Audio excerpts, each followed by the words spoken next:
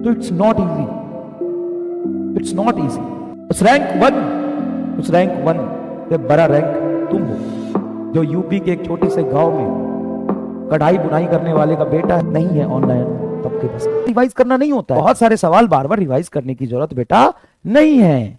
तो ऑनलाइन में तुम्हारी पढ़ाई भी हो जाती है और सेल्फ स्टडी भी हो जाती है, क्वेश्चन प्रैक्टिस भी हो जाती है, यहीं पे सारा कुछ है। ईमानदारी से बता, 80 to 90% कंटेंट, चाहे कोई भी किताब उठा लो, कोई भी किताब उठा लो, पीवाईक्यू तुमको 80 से 90% मिलेगा, पीवाईक्यू 80 से 90% मिलेगा। कोई भी किताब उठा लोगे 80 से 90% मिलेगा।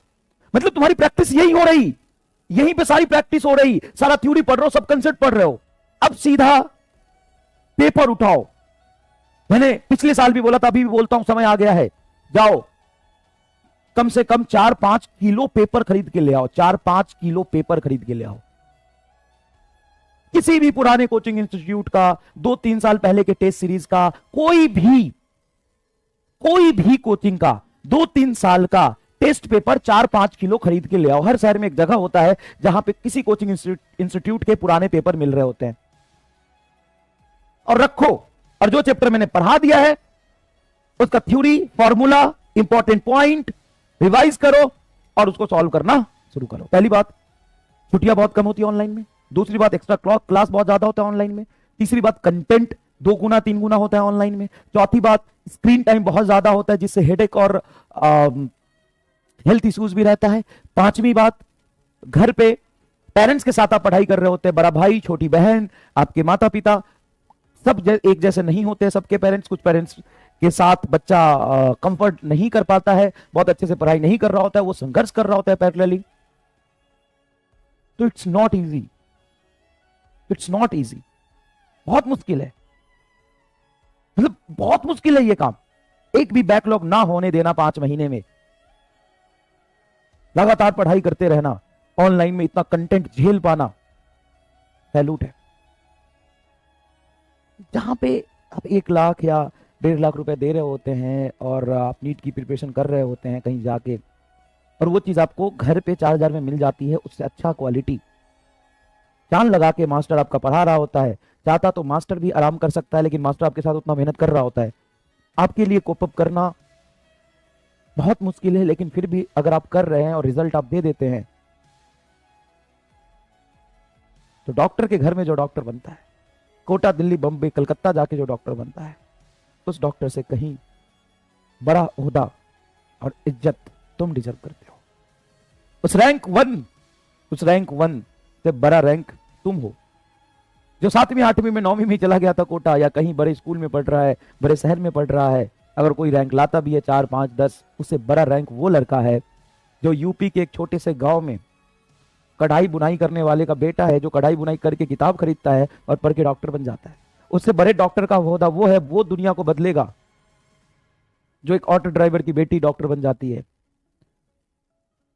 छोटे छोटे ऑफिस में काम करने वाले, उधर कोलकाता के एक शहर का, कौन सा लड़का था, एक नाम भूल गया मैं, पिछले साल का, इस साल भी इन नंबर ऑफ एग्जाम्पल्स जो आप डॉक्टर्स का देख रहे हैं, उससे बड़ा दर्जा तुम्हारा होगा। 8 घंटे टीवी स्क्रीन पर देखना लेक्चर, और सारे कंटेंट को झेल पाना इतने कम छुट्टियों में। आप हो रहे होंगे फ्रस्ट्रेट, मैं जानता हूं, आप हो रहे होंगे कि कंटेंट बहुत ज्यादा मैनेज नहीं हो पा रहा, सर पीडीएफ दे दो इसका अलग से, मैं जानता हूं।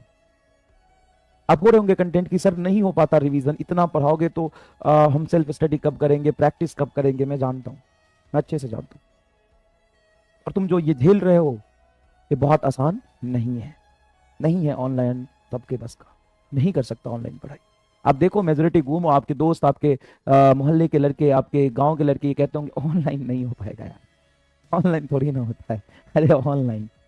और उस चीज में तुमने एक बैकलॉग आने नहीं दिया और इतने अच्छे से पढ़ाई कर रहे हो।